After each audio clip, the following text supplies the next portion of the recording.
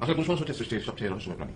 আমার দুর্ভাগ্য বলে বুঝতে পারলাম না। শুনবি, গাধাকে সৃষ্টি করার পর তাকে বলা হলো সকাল থেকে সন্ধ্যা পর্যন্ত তাকে ক্লান্তিহীন পরিশ্রম করতে হবে।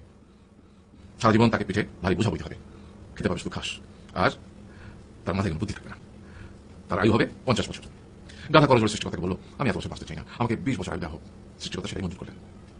কুকুরকে যখন সৃষ্টি করা হলো তখন তাকে বলা হলো যে সে হবে মানুষের সবচেয়ে বড় বন্ধু, কিন্তু সে খাবে মানুষের উচ্ছিষ্ট, এবং তার আয়ু হবে 30 বছর।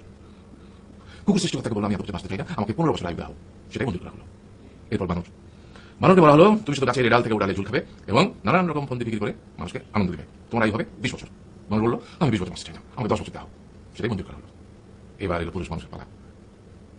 তাকে বলা হলো যে তুমি হলে প্রাণীগুলোর মধ্যে সবচেয়ে বিচক্ষণ এবং বুদ্ধিমান, সেই জন্য তোমাকে প্রাণীদের শিরোমণি করা হলো এবং তোমার আয়ু হবে 20 বছর। তখন পুরুষ মানুষ বললো, করজোড়ে বললো সৃষ্টিকর্তাকে যে 20 বছর আয়ু অত্যন্ত কম, হে প্রভু আমাকে ওই গাধার সে যে 30 বছর আয়ু চাইনি সেটা আমাকে দেওয়া হোক, ওই যে কুকুর 15 বছর ফিরিয়ে দিয়েছিল সেটাও আমাকে দেওয়া হোক, আজ মানুষ 10 বছর নেয়নি সেটা আমাকে দেওয়া হোক। 20 বছর অত্যন্ত কম, আমি দীর্ঘদিন বাঁচতে চাই। সৃষ্টিকর্তা সেটাও মঞ্জুর করলেন। তারপর কি হলো? সেই থেকে ছেলেরা পুরুষ মানুষ হিসেবে বাঁচে 20 বছর, তারপরে 30 বছর সংসারের বোঝা পিছু করে বয়ে বেড়ায়, সেটা কার মতো গাধার মতো। তারপরে 15 বছর সে তার ছেলে মেয়েরা যা দেয় সেই রকম ঠিক কুকুরের মতো উচ্ছিষ্ট হয়ে বাঁচে। আর তারপর বৃদ্ধ বয়সে ঠিক মানুষের মতো, যেমন গাছের ডাল থেকে ওড়াল ঝুল খায় মানুষ, তেমনি এই ছেলের বাড়ি থেকে ওই ছেলের বাড়ি আর নানান রকম ফন্দি বিক্রি করে তার নাতি নাতনিদের আনন্দ দেওয়ার চেষ্টা করে।